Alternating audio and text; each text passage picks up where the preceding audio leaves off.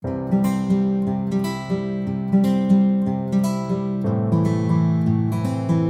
knew that if I failed I wouldn't regret that, but I knew the one thing I might regret is not trying. Life's too short to hang out with people who aren't resourceful.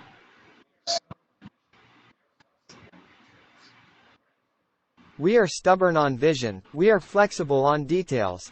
A brand for a company is like our reputation for a person. You earn reputation by trying to do hard things well.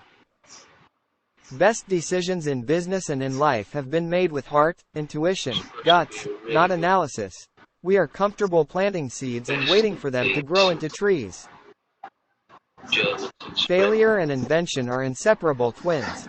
To invent you have to experiment, and if you know in advance that it's going to work, it's not an experiment. You can have a job, or you can have a career, or you can have a calling.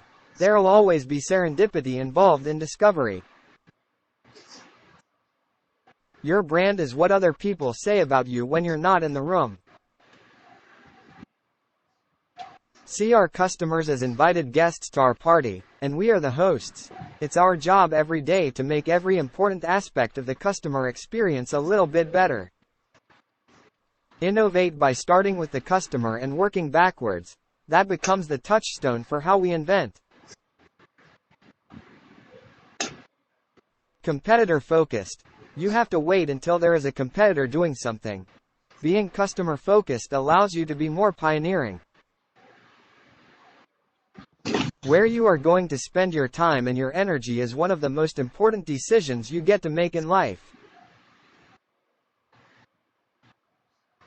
We've had 3 big ideas at Amazon that we've stuck with for 18 years, and they're the reason we are successful. Put the customer first, invent, and be patient. There are 2 kinds of companies, those that work to try to charge more and those that work to charge less. We will be the second. In the old world, you devoted 30% of your time to building a great service and 70% of your time to shouting about it.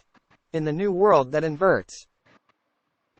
The best customer service is if the customer doesn't need to call you, doesn't need to talk to you, it just works. The people who are right a lot often change their minds.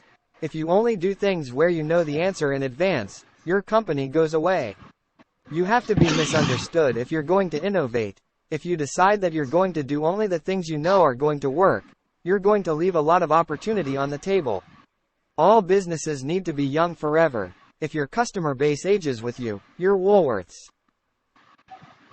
We expect all our businesses to have a positive impact on our top and bottom lines. Profitability is very important to us, or we wouldn't be in this business. If you do build a great experience, customers tell each other about that. Word of mouth is very powerful. If you make customers unhappy in the physical world, they might each tell 6 friends.